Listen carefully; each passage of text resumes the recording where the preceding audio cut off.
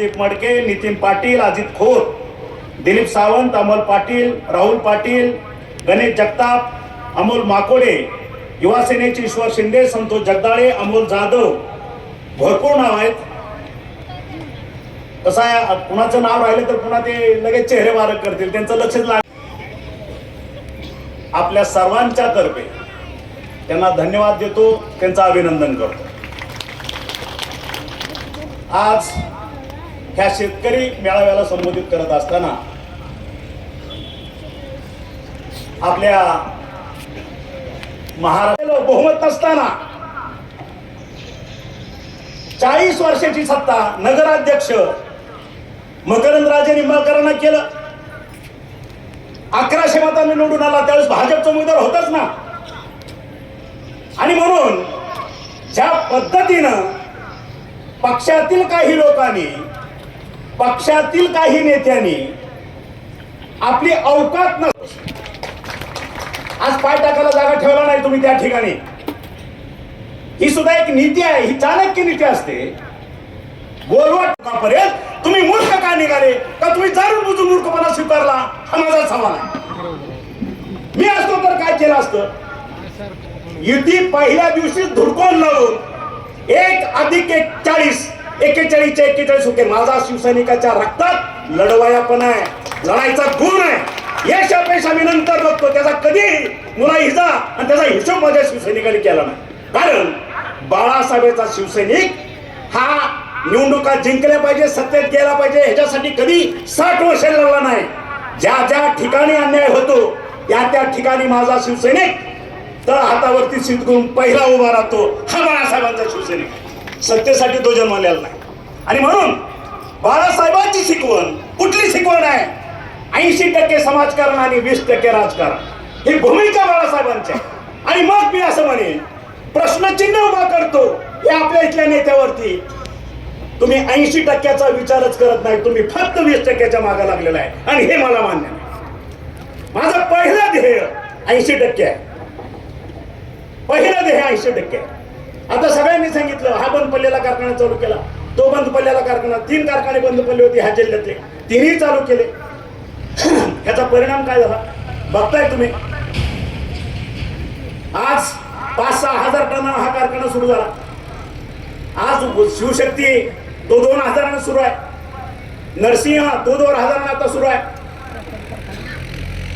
हे कारखाने किती टनांना सुरू होतात ह्याच्यापेक्षा ह्या भूमीची, ह्या ढोकीची, ह्या तेरची, बाजारपेठेची गेल्या 12 वर्षामध्ये काय अवस्था झाली होती हे सर्वांनी बघितलं.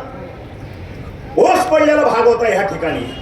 जी लोक ह्या ठिकाणी आमचे खापे असतील, आमचे खोत साहेब असतील, आग फिरत होती, चिलारी डोक्यावड्या चिलारी होत्या, आग पाऊल टाकता येत नव्हता. हा परिसर आज, हा परिसर ज्याचा तुमचा आशास्थान आहे, तुमचं स्वाभिमान आहे, तेरणा हा सर्व 36,000 सभासदांचा स्वाभिमान आहे. तो स्वाभिमान ही घाण टाकला होता आणि तरी आपण गप्प बसतो. ह्याचं मला आश्चर्य वाटतंय. 36,000 सभासद जोक नाही, तुमच्या रक्ताचं पाणी करून आज 1000 रुपयाचा शेअर तुम्हाला आज स्वस्त वाटत असेल, कारण आज 1000 रुपयाला किंमत राहिली असं वाटतं.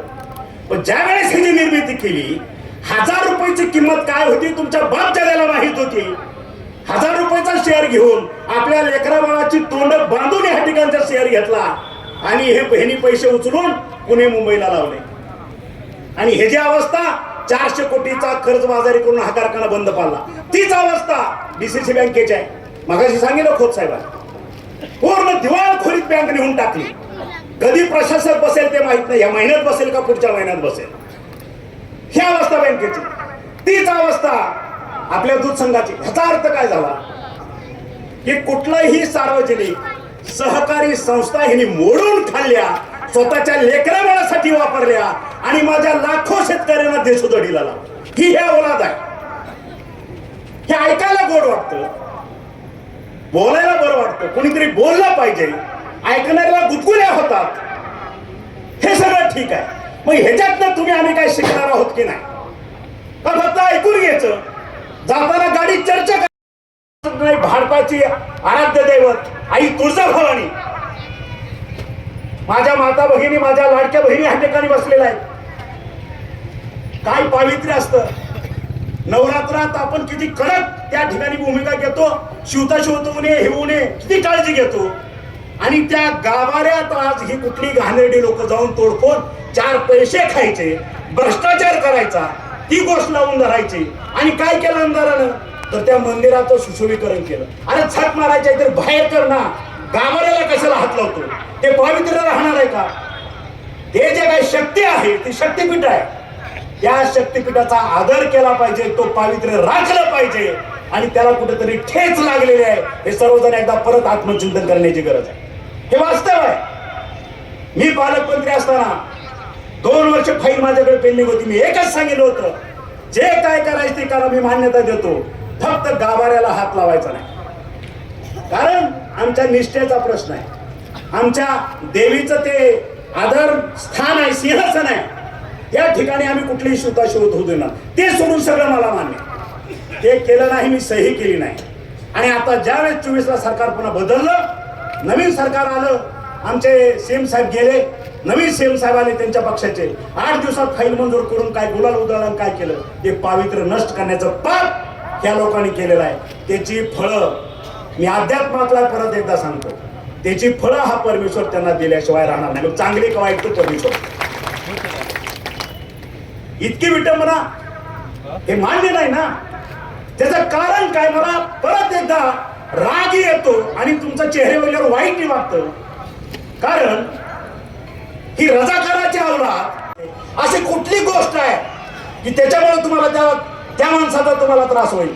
आणि मी परत आज छाती टोकाने तुम्हाला वचन देतोय ह्या सगळ्यांच्या साक्षीनं, त्याच्यासारखे 10 जरी आले, तुमच्यावर कुठलंही संकट येऊ द्या, हा तानाजी सावंत छातीचा कोट करून तुमच्या अगोदर त्याच्या समोर असेल. मला बघायचं त्याच्यात किती दम आहे, किती गट्स आहेत ते.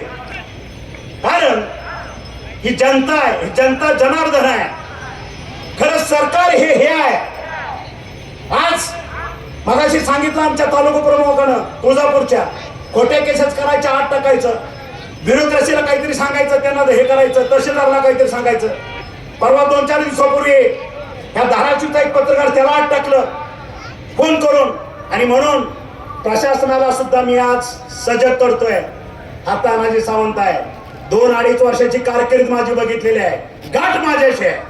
हे जिल्हा परिषद संपू द्या, मग हे तानाजी सावंत काय हे ब्युरोक्रेसीला दाखवल्याशिवाय स्वस्त बसणार नाही.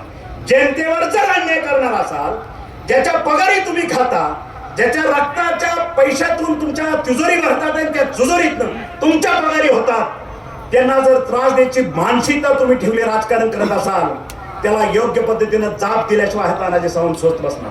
हे मान्य नाही, हे सहन करणार नाही.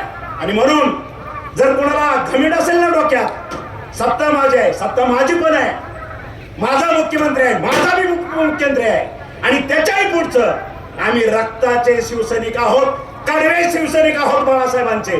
आम्ही कोणाची डाळ शिजू देणार. त्याच्यामुळे आमचा नाद करू नका. हार जीत आमच्यासाठी गौण आहे, पण आमच्या अंगावर याचं धाडस करू नका. आला अंगावर घेतला शिंगावर, तू कोणी आस, मला काय देणं घेणं नाही. आणि म्हणून परत एकदा कळकळीचं नम्र आवाहन करतो, येत्या 2-3 दिवसात जिल्हा परिषदेची आचारसंहिता लागेल आणि त्या ठिकाणी 55च्या 55 सदस्य जिल्हा परिषदचे आणि जवळपास 110 सदस्य आपल्याला तालुका पंचायतचे निवडून द्यायचे आहेत. आणि मग तुम्हाला सांगतो, आदर्श जिल्हा परिषद कशी चालवायची हे तुम्ही पुढच्या 5 वर्षात बघाल. आणि जर ती आदर्श नाही चालली तर तानाजी सावंत जिल्ह्याला तोंड दाखवणार नाही, हे वचन तुम्हाला मिळेल. आणि मग तुम्ही ठरवायचं, जिल्हा परिषदेमध्ये शिवसेना आणायची का हायब्रिड पार्टी आणायची, हे तुम्ही ठरवायचं. आणि आपण सर्वजण इतक्या लांबून ह्या ठिकाणी उन्हातान्हात आलात, एका हाकेवरती आलात, पेरण्याची अस्मिता म्हणून आलात, जिव्हाळ्याचा विषय म्हणून आलात, त्याबद्दल माझ्या सर्व लाडक्या बहिणी, माझे माता भगिनी, माझे सहकारी यांना धन्यवाद देतो आणि 2 शब्द संपवतो. जय हिंद, जय महाराष्ट्र.